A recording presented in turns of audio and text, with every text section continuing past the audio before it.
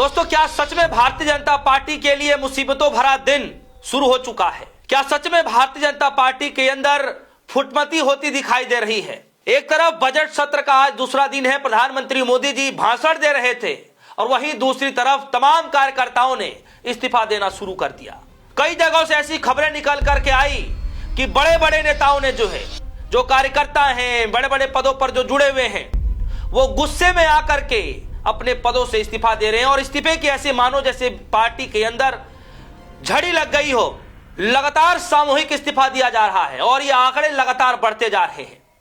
साथ ही बात करेंगे कि किस तरीके से योगी आदित्यनाथ जी को लेकर के क्या सच में गृह मंत्री अमित शाह जी ने उन्हीं को लेकर के टिप्पणी किया था कि जो सनातन का अपमान करेगा वो सत्ता में वापस नहीं आ पाएगा। तो क्या योगी जी को सत्ता से हटाने के लिए ये हिंट दी गई थी? तो चलिए खबर की शुरुआत करते हैं। आज तक की खबर और लिखा गया है। अब हम रिफॉर्म एक्सप्रेस पर चल रहे हैं। बजट से पहले पीएम मोदी ने दिया बड़ा हिंट। प्रधानमंत्री मोदी जी 2047 तक का पूरा विजन लेके चल रहे हैं, विकसित भारत को लेकर के चलने की बात कर रहे हैं और दूसरे तरफ किस तरीके से लोगों के अंदर गुस्सा है आप देख सकते हैं। प्रधानमंत्री मोदी जी वैसे तो बजट सत्र पहले लगातार मीडिया से बातचीत करते हैं। अब वो उस तरीके की बातचीत नहीं कि सवालों के जवाब, वो सिर्फ एक तरीके का भाषण होता है, भाषण देते हैं और फिर चले जाते हैं। लेकिन प्रधानमंत्री मोदी जी भाषण देते रह गए और दूसरे तरफ इस्तीफे की खबर आ रही है और खबर जरा इस प्रकार है, मैं आपके सामने जल्दी से रख देता हूं। सचिन गुप्ता जी ने शेयर किया है और लिख रहे हैं, यूपी रायबरेली में यूजीसी के विरोध में बीजेपी किसान मोर्चा मंडल अध्यक्ष श्याम कुमार सिंह त्रिपाठी का इस्तीफा हुआ है। किसान मोर्चा के, बीजेपी के किसान मोर्चा के जो मंडल अध्यक्ष हैं श्याम सिंह त्रिपाठी का इस्तीफा हुआ है और ये इस्तीफा की जो ये लेटर है आप देख रहे हैं, ये पहली ऑलरेडी मैं आप सभी को दिखा चुका हूं। लेकिन इसके अलावा जो आज खबर निकल कर आई है, यूजीसी के विरोध में बुलंदशहर में बीजेपी के 10 बूथ अध्यक्षों का इस्तीफा। लेटर में लिखा, सरकार ने सवर्णों का हक मारकर हमारे बच्चों का भविष्य खराब करने का काम किया है। अब स्वर्ण जात के जो लोग हैं, स्वर्ण के जो कास्ट के जो लोग हैं, जिसमें जो है जिस भी कैटेगरी के जो लोग इसके अंदर आते हैं, वो सभी सड़क पर उतरकर बीजेपी के खिलाफ न सिर्फ विरोध कर रहे हैं बल्कि सरकार को सत्ता से उखाड़ फेंकने की कसम भी खा रहे हैं।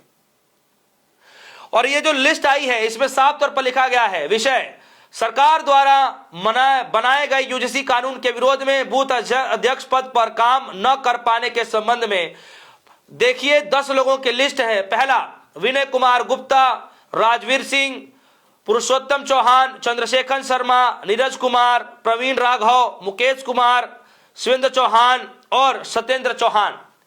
यानी 10 बूथ जो अध्यक्ष हैं भारतीय जनता पार्टी के, उन्होंने ही अपने पद से इस्तीफा दे दिया है।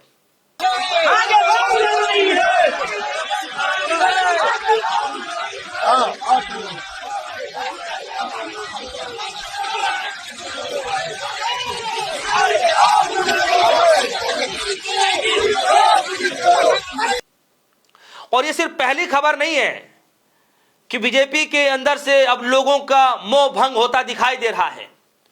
सोचिए, आज एक ऐसा वक्त आ गया है कि यही सरकार कुछ नियम लेकर के आती है, तो जब विपक्षी पार्टियां, जब आम जनमानस जब सड़क पर उतर कर विरोध किया करते थे, तब यही लोग जो है कहा करते थे कि जिसको सरकार के कानून, जिसके सरकार के नियम पसंद नहीं है, वो पाकिस्तान चले जाए।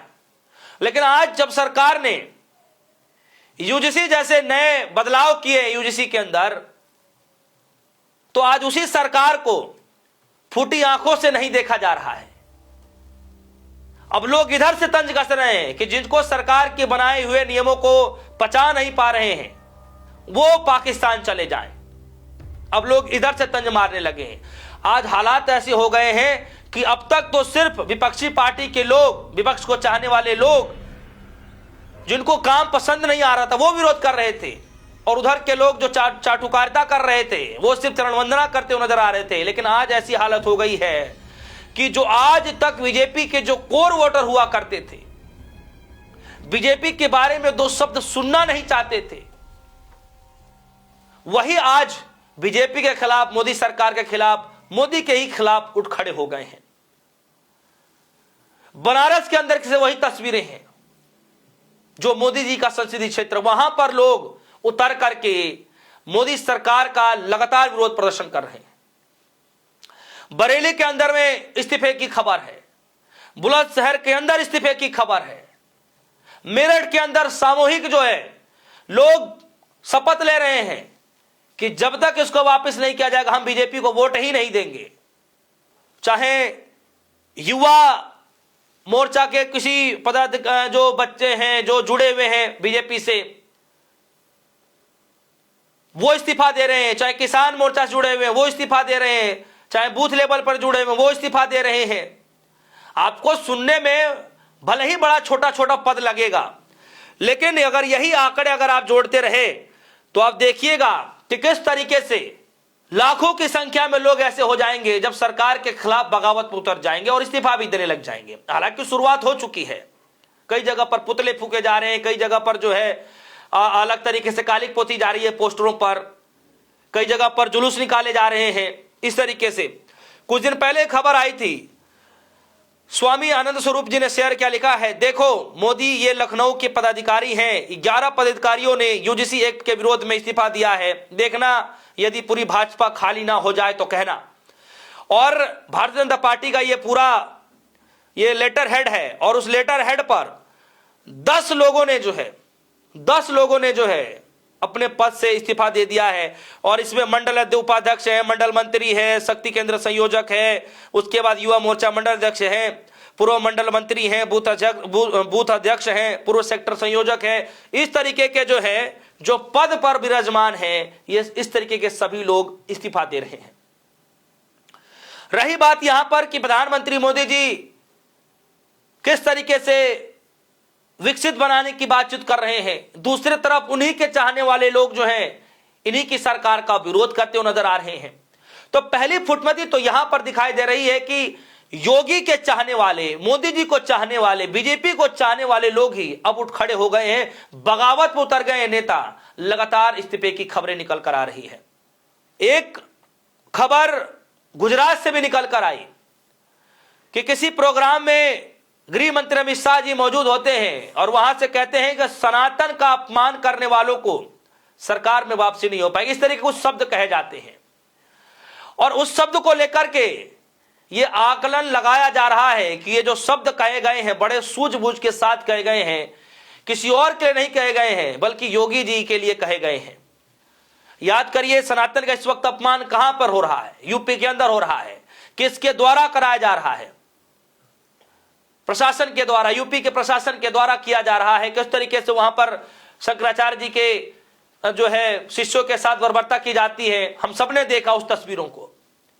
योगी जी एक तरफ मंच पर चढ़ते हैं, कहते हैं कि कालनेमी शब्द का जिक्र करते हैं, दूसरे तरफ जो केशव प्रसाद मौर्य है वो नरम रुख अपनाते हुए नजर आ रहे हैं। और जाते जाते शंकराचार्य जी ने भी कह दिया कि कोई भी भाजपाई जो है आया नहीं, इस तरीके के शब्द जिक्र करते हैं। तो क्या एक तरफ शंकराचार्य जी गुस्सा होकर के गए हैं, क्या उसका भी अब बदला लिया जाएगा? एक तरफ योगी आदित्यनाथ जी हैं, दूसरे तरफ शंकराचार्य जी हैं, तीसरे तरफ खुद केशव प्रसाद मौर्य हैं और चौथे तरफ आप देखिए कि खुद जो है अमित शाह जी मौजूद हैं। तो क्या भारतीय जनता पार्टी के अंदर फूट की स्थिति होने जा रही है? क्योंकि पदाधिकारी जितने हैं, जितने लोगों को पद मिला है वो तो यूजीसी के खिलाफ सड़क पर उतर ही रहे हैं, साथ ही साथ सनातन को अपमान को लेकर के भी अब आपस में फूटमती होती दिखाई दे रही है। प्रधानमंत्री मोदी जी भाषण देते रह गए और इधर ये सब खेल होता रह गया। दोस्तों, इस खबर को लेकर आपकी क्या राय है? क्या सच में अब ऐसा लगता है कि सरकार ने ये यूजीसी कानून बना करके अच्छा किया है या गलत किया है? शंकराचार्य जी के साथ जो ये हुआ है, माफी ना मांगकर प्रशासन ने सही किया या गलत किया? क्या सच में योगी आदित्यनाथ जी की आने वाले समय में मुश्किलें बढ़ने वाली है? सत्ता के अंदर रह भी पाएंगे, नहीं रह पाएंगे? ये हिंट जो है जो गृह मंत्री अमित शाह जी के द्वारा दिया गया वो सच में योगी आदित्यनाथ जी के लिए था या किसके लिए था? इन सभी खबरों को लेकर आपकी जो भी राय होगी अपनी राय कमेंट सेक्शन में जरूर लिखेगा। फिलहाल के लिए दीजिए इजाजत, देखते रहिए सोनी न्यूज़। धन्यवाद।